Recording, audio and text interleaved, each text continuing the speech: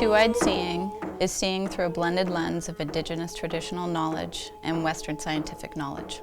Guardians are the blended vision in action. They're out on the land and water collecting data through the two-eyed seeing. Natural asset inventory is taking that data and putting it into a place where it can be used for better decision making. It's a funny word, guardians, because I don't think that anybody really knows what it means until you're out there and you really see what's happening with these individuals and how they're really educating others on work sites. I see that so much when we're out and we're working with these professionals that have master's degrees and they're asking us questions about this place that we're at. And you know, you see light bulbs go off for things that they know with what they've been educated with this traditional knowledge or knowing that we have or have been given about the place that we're at. And that's when you really see magical things happen. And I know magical is a terrible word to use for it, but it is. It's special. You see eagles flying around during these projects, and you know that you're doing the right thing, and it's being watched. So a natural asset inventory is essentially it's a database with a visual component where Leq'á First Nation can look at their territory and understand where the most important places are, where the natural assets are, so things like wetlands, things like old forests, those kinds of things, fish populations, and they can understand, what areas do they want to protect. We know that we have stronger ties to the land, and there's other values that need to be incorporated into these proposed activities and operations on our land. And so, I really see this natural asset inventory as a step to rebuilding that, to having a sense of ownership in the community of their resources and better able to convey the values of the ecosystem services that aren't on the spreadsheet that we get from those proponents. We don't hear from them about the condition of berry picking in a specific location, or how the wildlife are going to be impacted, or how they could be maybe even enhanced by some activities. We have volumes and volumes and volumes of knowledge of traditional value that's been passed down in stories and in sharing of that knowledge from our ancestors that go back tens of thousands of years, right? And I'm not saying that DeRose Creek has been in that location for tens of thousands of years, but we certainly have knowledge going back many, many, many decades, if not a century or two. We just didn't know how to use that, or the Western value changed how we accepted that value. And that brings in the two-eye seeing, right? That two-eye seeing is so important because finally the recognition of value of traditional knowledge is etching its way in. And what we'll finally have is a tool that gives us all the lenses, that gives an understanding of what was there to help us build it back or adapt to as close to nature as we can possibly get it. We haven't had this tool before. Leq'á has a lot of GIS and spatial capacity, and they're adding, things like LiDAR to this tool to understand forest canopy. They're adding, hydrometric data to this tool to understand, the flow rates in rivers and the heights of these rivers and these streams that are important to Leq'á. So that hydrometric station is quite important, and Leq'á's been very aggressive and leaders in getting to understand the impact of that fan influence of the new world of climate change, and understanding why the water is as the water is and why it's treating us the way that it is over these years through climate change, where we have no water and then all of a sudden we're flooding. And it's the way that our slope is reacting to how water is coming off of the slope and filling these wetlands, and actually in a lot of ways hurting the environmental value of the wetland.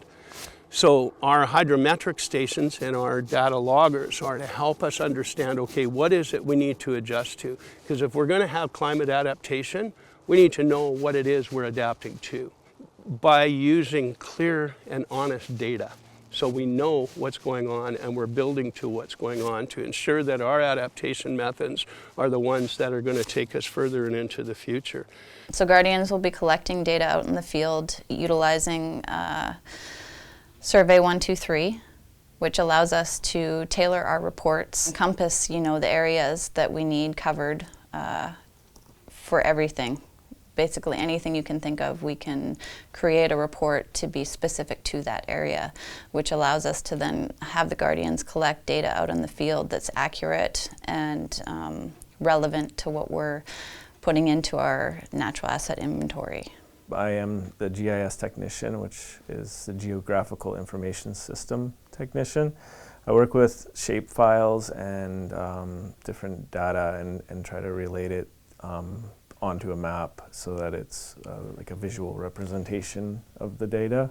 So we're going to be using the NAI dashboard as a tool to give more stats to a proponent using it within our referral system. When we get a referral, we'll get a shape file. That shape file will point to a location. We are then able to take that location and compare it to the NAI dashboard, where it will give us real-time statistics. We can also then take our traditional use study layers, and they're added into the natural assets inventory so that we can kind of give a more important score to those areas where we have people using the land for specific reasons, like it could be harvesting berries or habitation or a cultural site for someone. And we just go there every few years to harvest the wild ginger, and all of a sudden there's no more wild ginger. So we're like, what's going on kind of thing. So if we're able to identify ecosystems that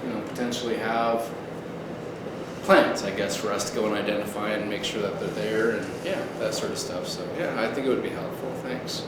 I think the approach that we're taking with this tool and having these two streams of knowledge, the Indigenous knowledge and the Western science, come together, I think having those two things together really provides confidence to Leq'á citizens that this isn't just another sort of colonial tool for, dividing lands and coming up with the value of lands. It's a tool that is informed by Leq'á knowledge, and it's going to work to protect that knowledge and protect Leq'á's rights and the places where they practice those. The idea behind those two things is that Albert Marshall pulled them together into this idea of that there's an overlapping space that brings you into a two-eyed seeing approach. And I often refer to it personally as walking with a shoe and a moccasin, figuring out how to work together. When we talk to these proponents and we say, no, it's not just what you're doing. We have all this other stuff that needs to be considered.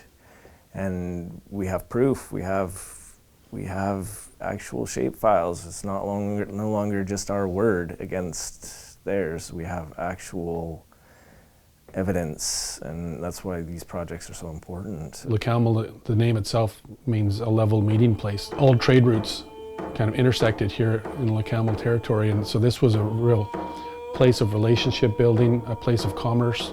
So we know, the ancestors of Leq'á and their sister nations at Matsqui and Samath, they would have walked the land. They would have known the territory. They would have known the status, the inventory of all of the resources that were needed to sustain and help their communities survive from season to season, but also what was available to them for trade agreements. And there's so much of that had been dismantled through colonialism that we're slowly building back together, and we really see the natural asset inventory as a step towards that, rebuilding that relationship with the traditional land and the resources on it. It's a powerful tool, but it's only going to be as good as the inputs that we get from the field work that our Guardians are doing and the staff that our representation, our eyes and ears on the ground. So it really is an exciting journey to initiate and get this work started and see how impactful it's going to be once we launch it and can start to use it in our consultation work, it's going to get even better from year to year as we gather that data from the land.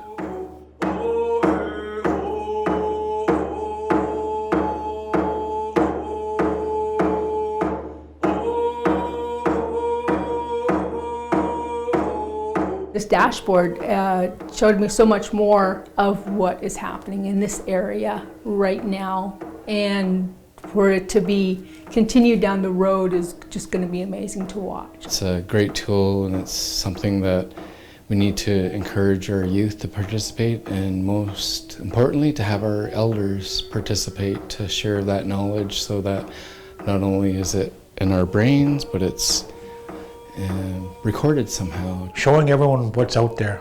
This is, this is part of this is our legacy, and we have to take care of it.